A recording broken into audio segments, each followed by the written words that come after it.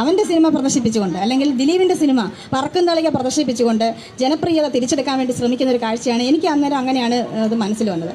നടിക്കുണ്ടായ ദുരനുഭവത്തിന് ശേഷം ദിലീപിൻ്റെ ഒരു സിനിമയും കാണത്തില്ല എന്ന് പ്രഖ്യാപിച്ചിട്ടുള്ള ഒരാളാണ് ഞാൻ മാത്രമല്ല എൻ്റെ ഫാമിലിയും.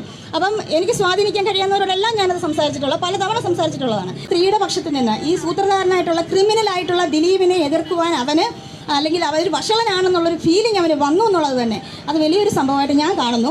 ആ മോന് ഞാൻ ഇറങ്ങി പോന്നിരുന്നെങ്കിൽ ഒരു പക്ഷേ അവൻ്റെ ഉള്ളിൽ എന്തെങ്കിലും ഒരു നിരാശ ഉണ്ടായേനെ. ഞാൻ അവിടെ ശക്തമായിട്ട് നിന്ന് ഞാൻ ഒറ്റയ്ക്കല്ല അവരെല്ലാം സംഘടിപ്പിച്ച് പ്രതിഷേധിച്ചു എന്നുള്ളത് എൻ്റെ മോന് ഞാൻ കൊടുത്ത മാതൃകയാണ് എന്ന് തന്നെയാണ് ഞാൻ വിശ്വസിക്കുന്നത്. അതിൽ ഞാൻ സന്തോഷിക്കുന്നു. നിങ്ങളന്ന് KSRTC ബസ് കാണിച്ച ഒരു പ്രശ്നം തന്നെയാണെന്ന് ഞാൻ വിശ്വസിക്കുന്നുള്ളൂ.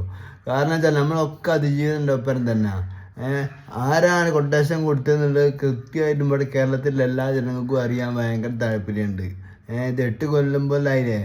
എന്തായാലും നിങ്ങളന്ന് KSRTC ബസ്സിൽ നിങ്ങളെ മോനോട് എന്നാലും പറയേണ്ടിയും മോനെ നമ്മുടെ നാട്ടിലൊരു നീതിന്യായ കോടതി ഉണ്ട്. ആ കോടതി തെളിവിനനുസരിച്ച് എന്തെങ്കിലും കാര്യം പറയുള്ളൂ. കുറ്റക്കാരനാണ്, കുറ്റക്കാരനല്ല.